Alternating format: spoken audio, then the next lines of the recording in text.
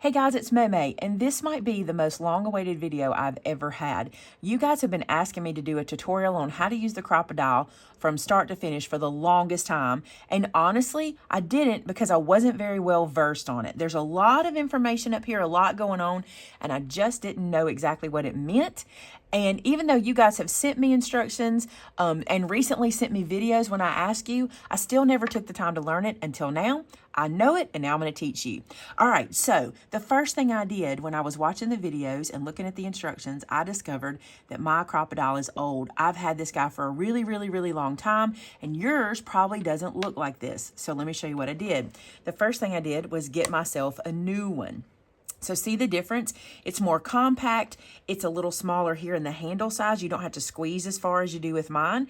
I love this little guy. So we're probably going to start using him in videos for you guys to see how he works. And I won't retire him. I love him. He will always be with me. But in videos, I'll use this one more. Okay. So in getting this guy and watching some videos, I discovered that it comes with this. Now, did my original one? Probably, but I don't remember what I did with them way back when. And I never really paid attention to the eyelet setter because it just wasn't a thing for me. But now I'm wanting to do more eyelets. So here's what we're going to do. I'm going to teach you how to use it. Let's start with what's different. All right, what's different mostly is the size of this handle. It's much more, it's probably more ergonomically correct because it's a little smaller for the hand. Also, this one has a locking feature that mine didn't have. If you squeeze this guy like this and press this down, do you see how that went down? This is now locked, so you can store it in this locked position. If I flip it over and want to unlock it, now this little piece is pushed up. I just give it a little squeeze on the handle to loosen it, press that down, and now it will open all the way. Isn't that awesome? Love it. Now, what else does the Crop-A-Dile do? Well, it is a hole punch in two different sizes. On this side, you see right here where it says 3/16. This is your 3/16 hole. A lot of people say to me, where's the hole punch? Where does it happen? Because you think it's here. And I remember when I first bought it, I thought the hole punch was here too, but it's not. It's on the side. And to punch material, you actually put it into here.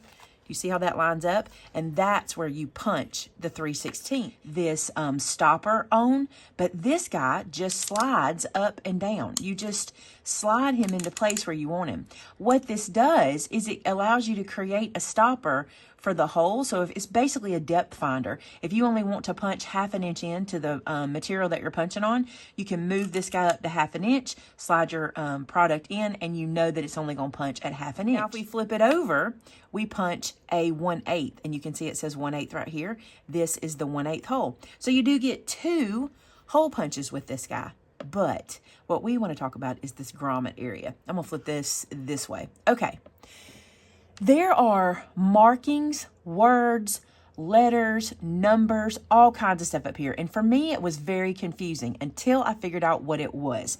Let's go to the instructions, okay? Right here at the bottom, like I feel like this should be the first thing, but it's not. It's at the bottom. It says incorrect. Let me see if I can zoom in for you guys. So you can see here it says incorrect, base, top. Do you see that little nubbin that sticks out right there? That little nubbin, I'm going to bring this, I'm really zoomed in, so I'm being careful, is that little guy right there, okay? This is telling you that you want to be sure that little nubbin is at the top. So if you come over here and look, here's the top, there's the nubbin, there's the eyelet, and there's the base, okay? I'm going to explain that more on the tool so you don't have to hold on to these instructions, but I want it to make sense what we're looking at. Now, if you look over here, it says correct washer. Sometimes your eyelets will come with a washer or your grommets will come with a washer. And if you're installing both, this is how you lay that out, okay? Now, let me slide right up here while we're zoomed in, and I want to show you this. So you see this letter number system? This can be difficult, but I'm going to make it all clear for you, okay? Right here. Do you see that letter D? Let me even use the pointy side. See that letter D right there and that number 2? What happens is you look at what are you setting, okay?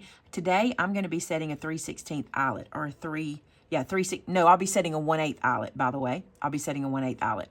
So you just pick what you're setting and then you look for the setting. So we're going to be doing a 1/8 eyelet. So I need to set the top to C. Now, how do I know it's the top?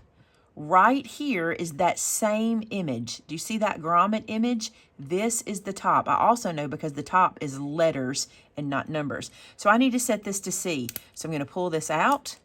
I'm going to find C. Okay, that is C. So I'm going to turn it out and then press this into place. Did you see how you just slide that out, twist it around, and pop it back into place? Now, this side says base. I want to try to get that where you can see it, but it's so shiny. This side says base, okay? And I need to change this to 3. So I'm going to turn this out and see what that's already set on. That was 1. That's 4. There's 3. See that? So I'm going to turn it facing the middle, and then I'm going to slide this guy back, and now it's locked into place. Now this is my setting for a 1/8 inch eyelet. Pretty cool, right?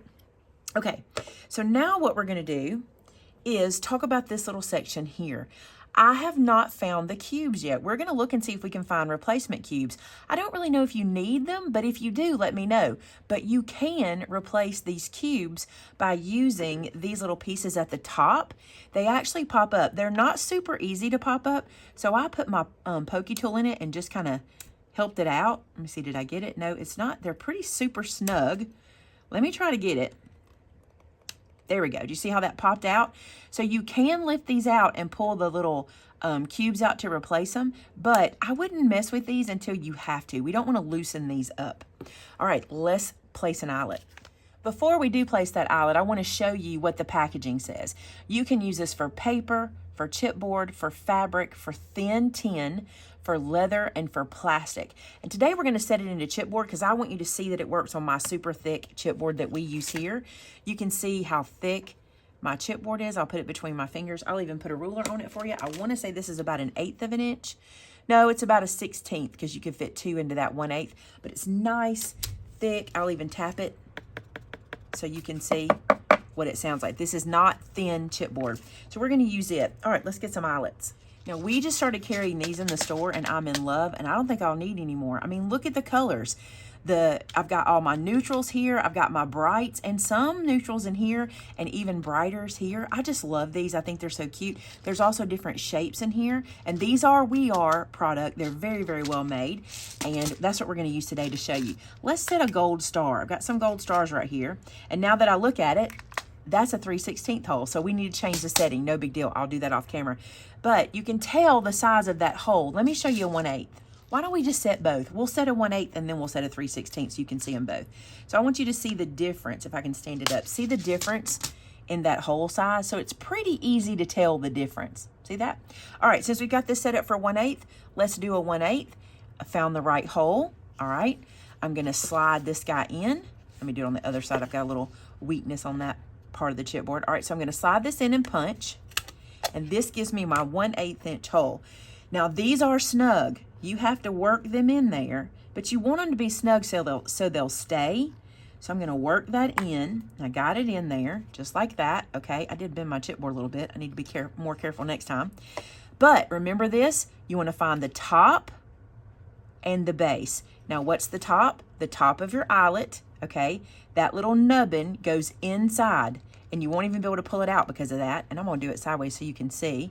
And then you're gonna press, and you'll see how those, let me do it again, you see how those start to marry each other up? And now you're just gonna press it down, and you don't have to super press or over press, okay? Just gonna press that in. Now, I did not press hard enough, but that's what I want you to do too. Always know you can come out and press harder next time because you don't wanna over press, okay? So let's do it again.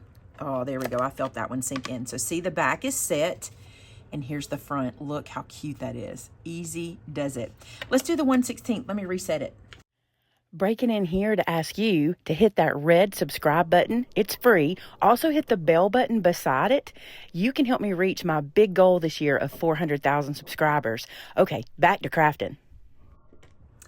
Now I said 1/16. I did not mean 1/16. I meant 3/16. So I've reset it up the same way I showed you earlier. We're going to punch a 3/16 hole. Okay, something I'm gonna do because I'm noticing that it's kind of tight, it's kind of snug. I'm just gonna run my pokey tool in there just a little bit to kind of loosen that up. And then I'm gonna try to place this in and just see if that gives me a little extra wiggle room. It did, that helped a little bit there. All right, now you know the deal. we want, I'm gonna flip this like this, we want the nubbin, y'all gonna love that new term, to go in, and then the little base catches just like that, and now we squeeze. Very nice. There's the back, but look at the front. Aren't these great? And they have such dimension. Isn't that beautiful? I love that. So I'll bring this one back over. So here you can see we set 2 eyelets, and we used my new Crop-A-Dile. Now I do want to tell you this. This is important to me because I kind of messed myself up, but do you see how this has the top emblem here as well as here? The reason is because this guy flips, and if you don't think about that, if you think, oh, the top is always on the left, that's not true. Sometimes the top is on the right. So you need to really pay attention, okay? And I also want to tell you that I was like, yeah, look for the nubbin, but sometimes there's no nubbin. See this, depending on what you're setting. So it's best to pay attention to where the top image is and where the base image is, because they're going to change based on how you flip this guy around. All right, that's my best information on the Crop-A-Dile tool. I hope that kind of clears up some confusion. It did for me. Save this guy, laminate it, put it on your work surface so you have it. You probably really only need to laminate this portion. Also, it is in multiple languages, so don't let this big old book scare you. You only need to find the one that speaks to you, so it's only one little page. All right, thank you guys so much. If you like anything I used today, we have those products always linked in the description below for you. If you're new to my channel, we have an online store called MaymayMadeIt.com. Head there, pick up these cool products and a whole bunch more. And please don't forget to subscribe. I have a big goal for 2022 to reach 400,000 subscribers, and you can help me do that. Thanks so much for being here today, and until next time, bye now.